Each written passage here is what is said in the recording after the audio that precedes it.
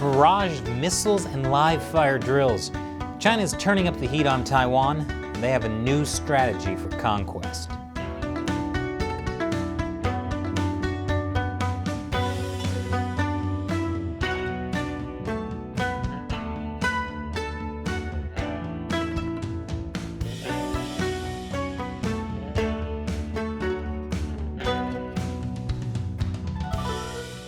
Welcome to China Uncensored, and I'm Chris Chappell.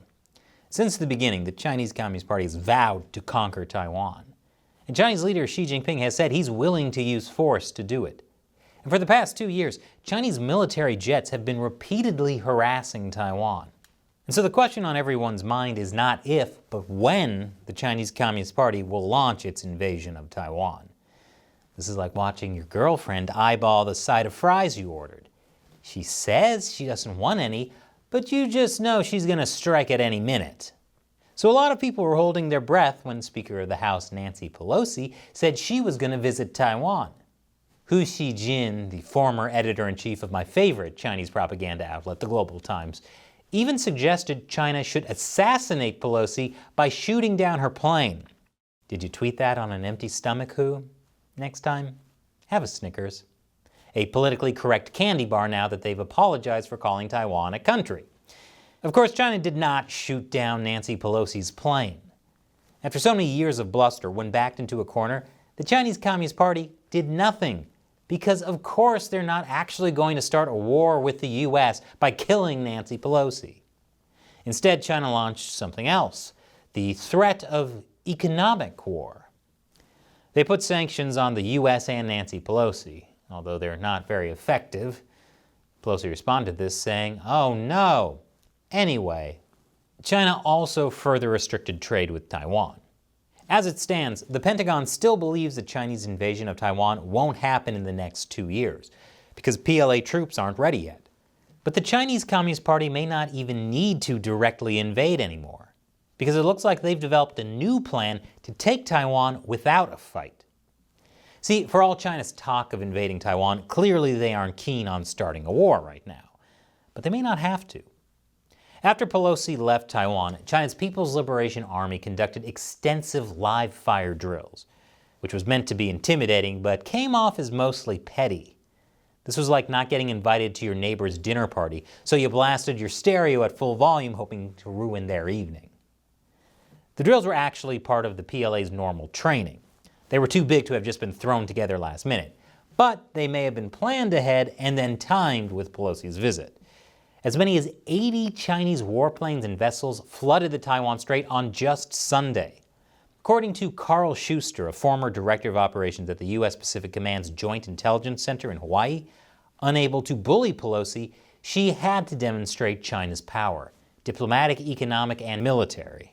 But the drills do bring to light a new strategy the Chinese Communist Party may use to subjugate Taiwan without actually having to send troops to physically invade the island. The live-fire drills were conducted in these 6 zones. You can see they essentially surrounded Taiwan. The use of live rounds and missiles essentially forced civilian ships and aircraft to avoid the area. What we have here is a blockade. By making it too dangerous for ships to sail through the region, China could cut off Taiwan from the rest of the world. The goal would be to starve them out until they eventually capitulate with Beijing's demands. The Chinese Communist Party is good at cutting people off from the rest of the world and starving them. They have so much experience doing it with their own people. A professor at China's PLA National Defense University told state-run CGTN, "Connect the 6 areas in a line, like a noose, with the knot of the noose right in the southwest direction." Not only would this strategy cut Taiwan off from civilian transport, as you can see, the PLA effectively put up a wall between Taiwan and Okinawa. Okinawa is where Japan and the US have military assets that would be needed in Taiwan's defense. It also blocked off the Bashi Channel. That's one of the most important access points to the South China Sea. This also gives us a glimpse into a future where China controls Taiwan and holds international shipping in the South China Sea completely hostage. Trillions of dollars of shipping goes through the region. According to Schuster, the exercise demonstrated that blockade in a conflict need not require a constant naval presence offshore, but rather shipping and air traffic can be deterred by air and missile threats in support of a maritime blockade. Of course, there is a silver lining to all this. As Mick Ryan, a former Australian Army general, said, nothing provides better insights into the actual capability of a military than seeing them deployed in the field or at sea. So Taiwan and the West are also learning plenty about the capabilities of the Chinese military. And speaking of learning, it's time for me to answer a question from a fan who supports the show on the crowdfunding website Patreon or our exclusive social media platform on Locals. Today's question comes from Mountain Man 22 on Locals. Do you think the 50-cent army has ever targeted your videos? If so, how? Good question. The 50-cent army are paid Chinese internet trolls. And back in the day, a lot of 50-centers would leave comments on videos, pushing party talking points and making arguments that essentially boiled down to this. These days, though, the trolls seem to be much more active on the China Uncensored Instagram account, where I post wonderful memes I've created. I've spoken with other YouTubers who talk about China, and there is a fear that the Chinese 50-centers do mass video flagging. They're hoping to trigger the automatic YouTube algorithm to shut down episodes.